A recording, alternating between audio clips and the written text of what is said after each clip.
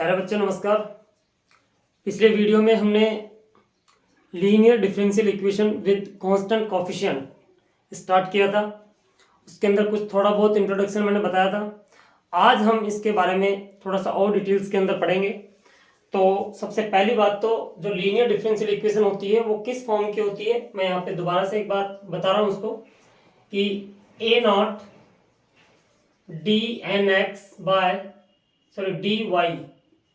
dy and dny by dxn plus a1 dn minus 1 y by dxn minus 1 plus a2 dn minus 2 y by dxn minus 2 plus dash dash dash a n minus 1 dy by dx plus a n y is equal to Q X. ये equation हमने पिछले video के अंदर हमने देखा था, इसके बारे में डिस्कस किया था हमने। इस इक्वेशन को सिंबॉलिक फॉर्म में कैसे लिखेंगे हम देखिए, ए नॉट डी की power N plus A one D N minus one plus A two D N minus two plus dash dash dash A N minus one D plus A N और y is equal to Q x.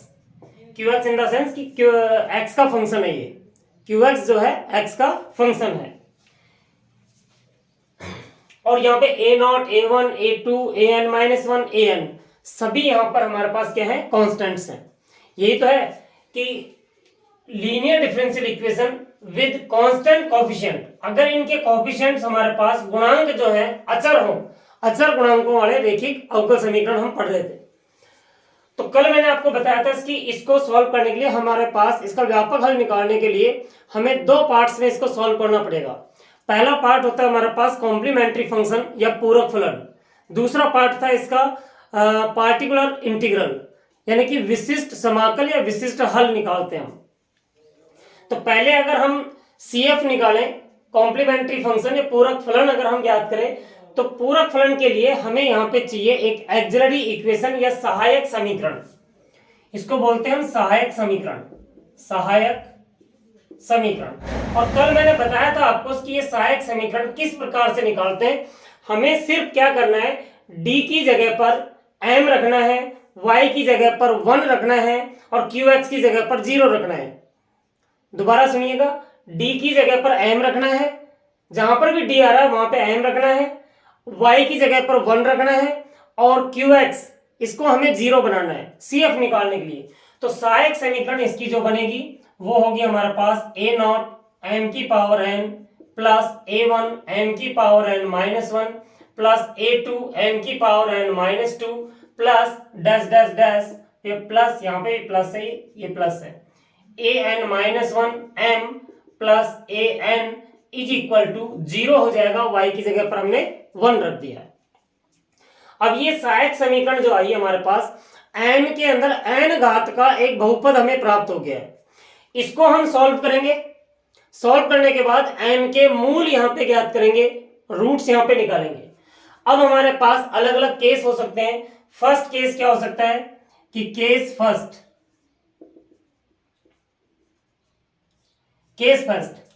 यदि सभी मूल वास्तविक और अलग अलग हों,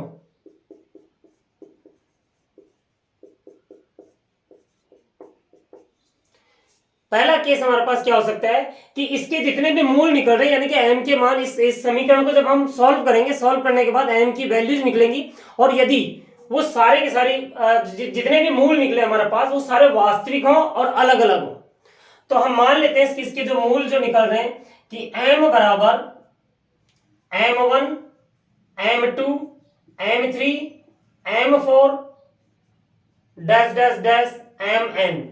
क्योंकि ये n घात का बहुपद था इसलिए इसके अंदर कितने मूल निकलेंगे, m निकलेंगे।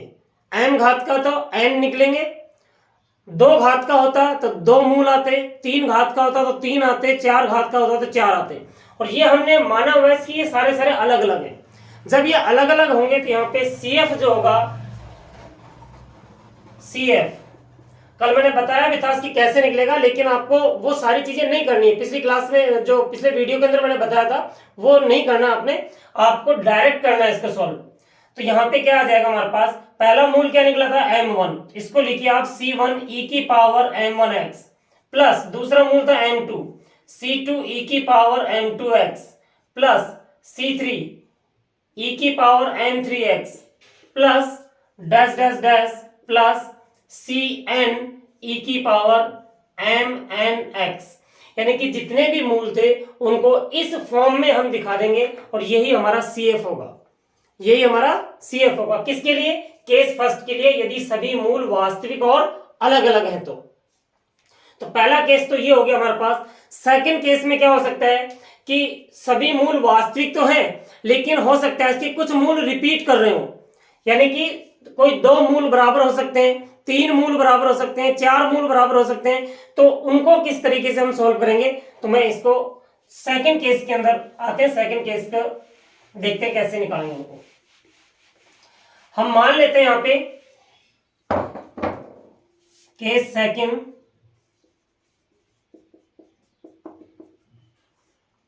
केस सेकंड के अंदर हम 2 मूलों को समान ले लेते हैं। इसका मतलब क्या होगा, यहां पे आएगा हमारे पास कि m स्क्वायर माइनस, या मैं ले लो m माइनस m1 का होल स्क्वायर बराबर 0 आ रहा है।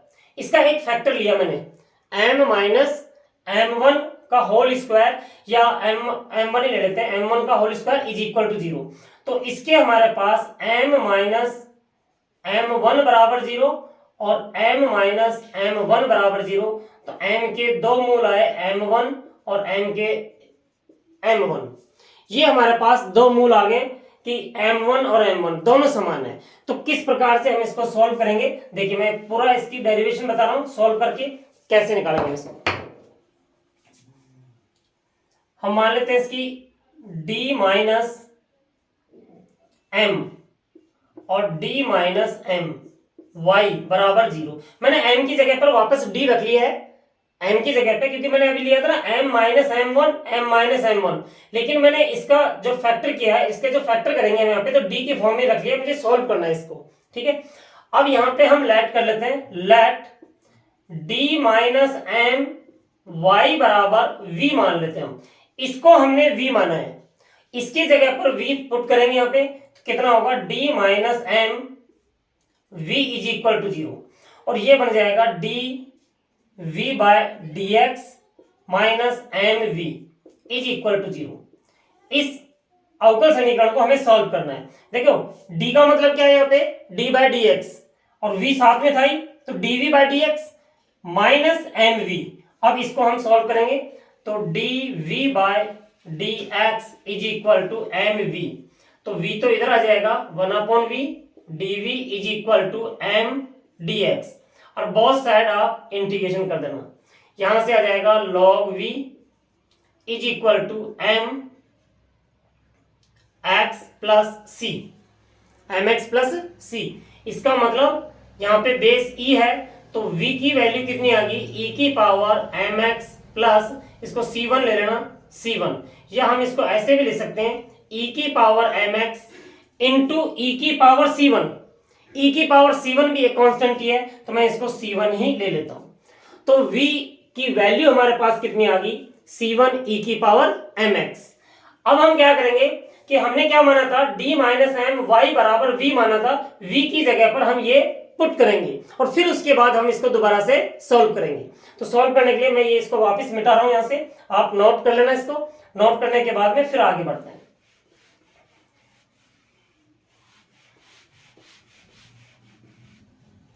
v की वैल्यू मेरे पास कितनी आई, यहां पे देखिए dy by dx minus M Y is equal to, इसकी वैल्यू आई है c e की पावर mx। और अगर आप ये देखोगे तो ये लीनियर डिफरेंशियल इक्वेशन है, रेखिक अवकल समीकरण है। इस रेखिक अवकल समीकरण को हल करने के लिए पिछले वीडियो के अंदर मैंने बताया था इसके बारे में, या आप पहले भी आपने 12th क्लास में भी पढ़ा है कैसे इंटीग्रेशन फैक्टर लेंगे यहाँ पे, और वो क्या होगा e की पावर इंटीग्रेशन ऑफ y का जो कोफिशिएंट है माइनस एम डी एक्स, और ये हो जाएगा e की पावर माइनस एम एक्स, और e की पावर माइनस एम एक्स से इसको पूरे को हम मल्टीप्लाई करेंगे तो कितना आएगा हमारे पास e की power minus M X D Y by D X minus M E की power minus M X into Y is equal to C1 e की power M X into E की पावर माइनस एम एक्स। अब इसके बाद इसका दोनों तरफ से इंटीग्रेशन करेंगे, समाकलन करेंगे तो मैंने बताया था आपको कि इसका जो समाकलन है, ये जो समाकलन है इसको तो हम डायरेक्ट लिख लेंगे, और वो क्या होगा मैं इधर करके बता रहा हूं, e की power minus M X into Y is equal to, और यहां पे कितना आ गया हमारे पास इंटीग्रेशन ऑफ C1 और dx, क्योंकि e की पावर mx और e की पावर माइनस mx मल्टीप्लाई होकर के 1 हो जाता है। इसका इंटीग्रेशन करेंगे तो e की power minus mx y is equal to C1x plus C2 एक हमारे पास कांस्टेंट आएगा यहाँ पे, तो y की वैल्यू कितनी होगी हमारे पास C1x प्लस C2 और e की पावर mx, ये e की पावर mx माइनस mx था, इधर जाकर के प्लस mx हो जाएगा। तो आपने देखा है पे इसकी y की वैल्यू मेरे पास कितनी आई है C1x प्लस C2 e की पावर mx, क्योंकि यहाँ पर मेरे पास जो मूल जो थे वो रिपीट कर रहे थे, रूट्स जो थे रिपीट कर रहे थे, इसलिए यहाँ पे कितना आया C1x plus C2 into E की पावर mx, और इसको मैं इस तरह से लिख लेता हूं कि उससे कोई फर्क नहीं पड़ेगा e की पावर mx, क्योंकि अगर मान लीजिए आप इस C1 की जगह पर C2 मान लेते यहाँ पे और इसको C1 मान लेते तो वो इस फॉर्म में आ जाता हमारे पास, तो इसको आप नोट करना। अब मैं आपको बता रहा हूं कि यदि सेकंड केस के अंदर मूल अगर रिपीट कर रहे हैं तो रिपीट करेंगे तो किस तरीके से हम CF निकालेंगे वो देखिए आप। हम सपोज करते हैं इसकी दो मूल समान है, माना दो मूल समान है और बाकी के सभी मूल अलग अलग हैं, तो यहां पर CF जो होगा, देखिए जो दो मूल समान है उनके लिए क्या हो जाएगा C1 प्लस C2x e की पावर m1x, मान लेते हैं इसकी m1 समान आ रहा था हमारे पास, m1 आ रहा था, तो C1 प्लस C2x e की पावर m1x, लेकिन बाकी के तो सारे अलग अलग हैं, तो अब आएगा C3, क्योंकि C1 और C2 दो कांस्टेंट हमारे पास आ चुके हैं, तो C3 e की power m2x plus C4 e की power m3x plus and so on plus n e की पावर n-1x, क्योंकि n-1 इसलिए लिया था यहाँ पे 4 आ रहा था तो यहाँ पे 3, यहाँ पे 3 आ रहा था तो यहाँ पे 2, तो वहां पे n-1 ही आएगा। तो ये हमारे पास कौन सा हो गया जब मूल समान है। अब हम मान लेते हैं दूसरे केस के अंदर इसकी माना तीन मूल समान है। अगर तीन मूल समान होंगे तो CF क्या हो जाएगा हमारे पास, देखिए C1 plus C2x plus C3x square, क्योंकि यहाँ पे तीन मूल समान थे हमारे पास, तो C1 plus C2x plus C3x square और e की पावर, मैं इसको mx ही ले लेता हूं कि m बराबर थे हमारे पास, प्लस अब C3 तक तो आ चुका हमारे पास, C4 e की पावर, मैं यहां से स्टार्ट करता हूं m1x या m4 ही ले लेते हैं इसको, ठीक है, प्लस C5 e की power m5x plus dash dash dash plus Cn e की पावर mnx। समझ में आ गया होगा शायद।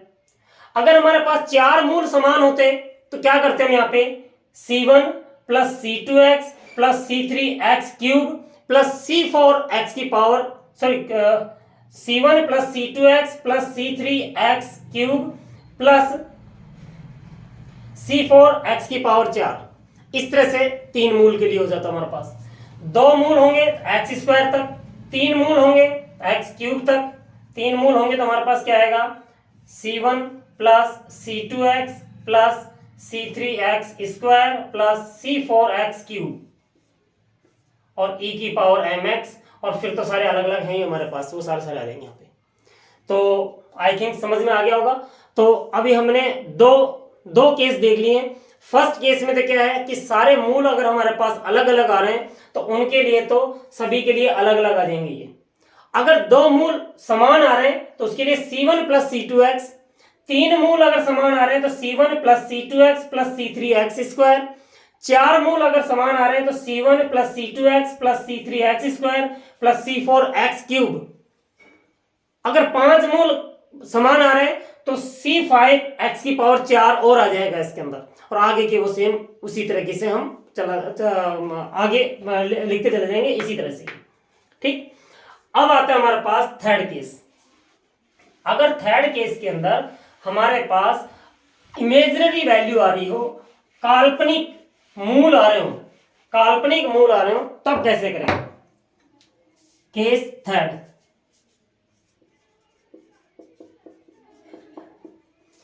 यदि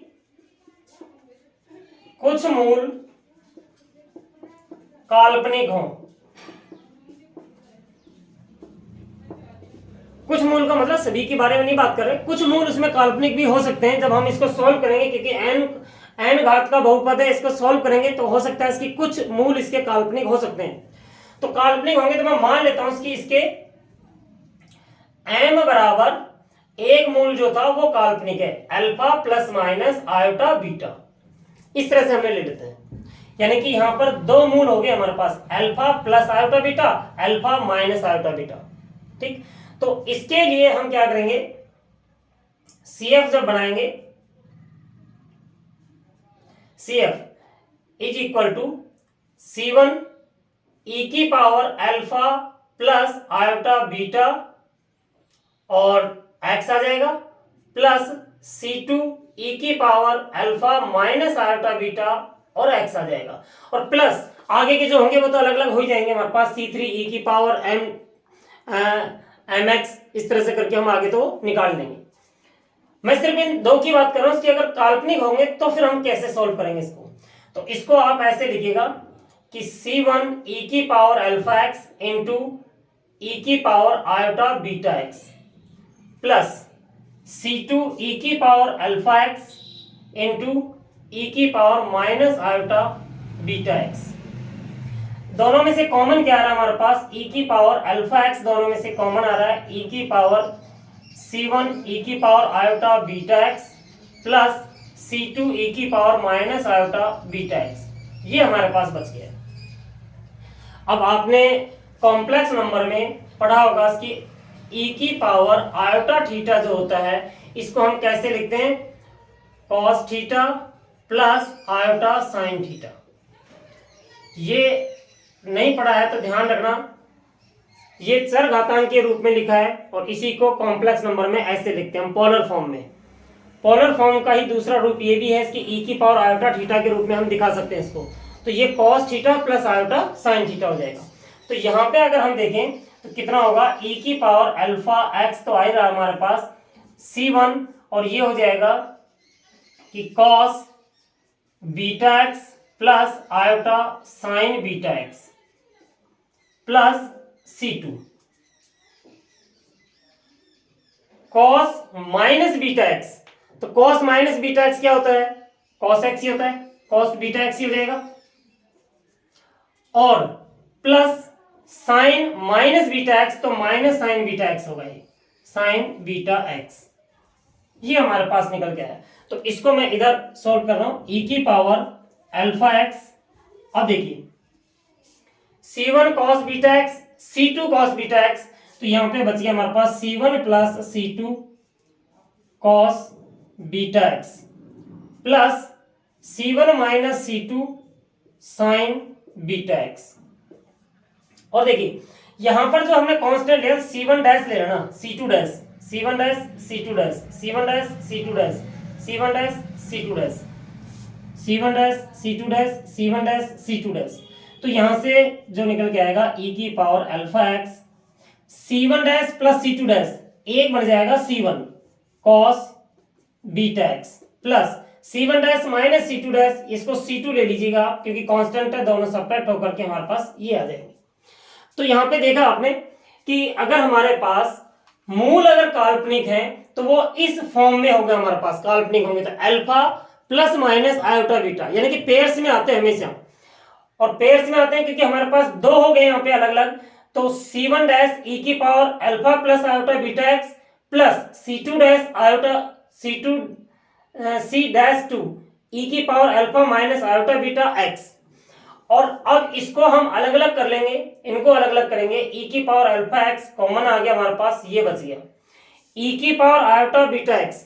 ये एक तरह से कॉम्प्लेक्स नंबर है, और कॉम्प्लेक्स नंबर के अंदर जब हम पोलर फॉर्म में इसको रखेंगे, ध्रुवीय रूप में रखेंगे, तो ध्रुवीय रूप में ई की पावर आयोटा थीटा को रखते हैं cos theta plus iota sine theta, और यहाँ पे दिखा दिया हमने C1 dash cos beta X plus iota sine beta X. E की power minus iota beta X है, इसको लिखेंगे कॉस बीटा एक्स, क्योंकि कॉस माइनस बीटा एक्स आना चाहिए था, लेकिन कॉस माइनस थीटा क्या हो जाता है, कॉस थीटा हो जाता है, इसलिए क्या बन गया ये कॉस बीटा एक्स। फिर प्लस आना चाहिए साइन माइनस बीटा एक्स, और साइन माइनस थीटा क्या होता है, माइनस साइन थीटा होता है, इसलिए ये साइन बीटा एक्स हो जाएगा, लेकिन बाहर माइनस आ जाएगा। तो यहाँ पे हमारे पास क्या आया, ई की power alpha x C1 cos beta x C2 sign beta x. मैं इसको मिटा करके एक बार दोबारा से मैं इसको लिखता हूं, इसका CF किस तरह से डायरेक्ट फार्मूला कैसे बनेगा इसका वो देखिए।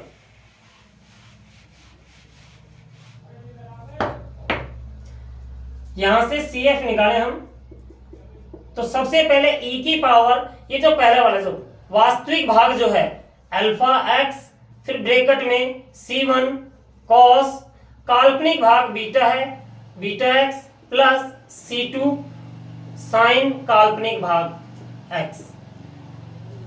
ये इसका अगर हमारे पास कुछ मूल काल्पनिक है तो वो इस फॉर्म में हमारे पास CF बन के आता है। तो आई थिंक ये समझ में आ गया होगा आपको अच्छी तरीके से।